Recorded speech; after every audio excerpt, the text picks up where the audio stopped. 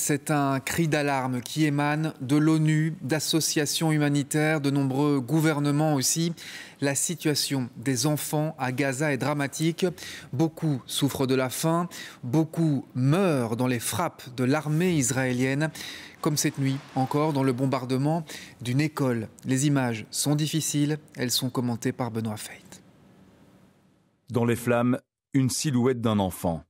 C'est une des rares survivantes de la frappe qui a totalement détruit cette école de Gaza qui servait de refuge pour plusieurs familles.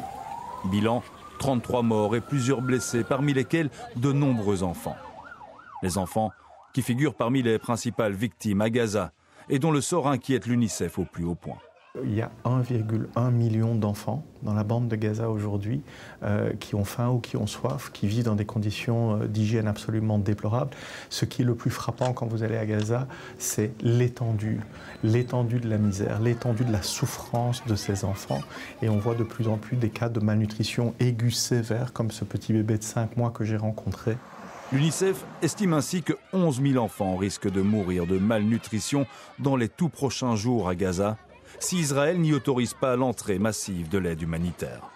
Les premières victimes seront sans doute Sewar, 5 mois, ou Osama, 4 ans. De tout jeunes enfants qui n'ont déjà plus que la peau sur les os. Et puis, il y a ces enfants blessés, comme Misk, 11 ans, brûlés dans un bombardement qui a décimé toute sa famille. Je peux vous dire que quand on est à Gaza, on entend ces bombardements, on les entend plusieurs fois par jour. C'est particulièrement intense et je pense juste aux enfants blessés que j'ai rencontrés, qui ont perdu, qui sont brûlés, qui ont perdu leurs bras, leurs jambes, qui ont perdu leurs parents dans des bombardements. Et quand ils entendent ces bombardements, j'essaye d'imaginer le traumatisme qui revient à chaque fois qu'ils entendent une déflagration. Malgré les pressions internationales croissantes, Israël poursuit toujours son offensive armée à Gaza. Une guerre officiellement dirigée contre le Hamas, mais qui continue à faire d'innombrables victimes parmi les enfants.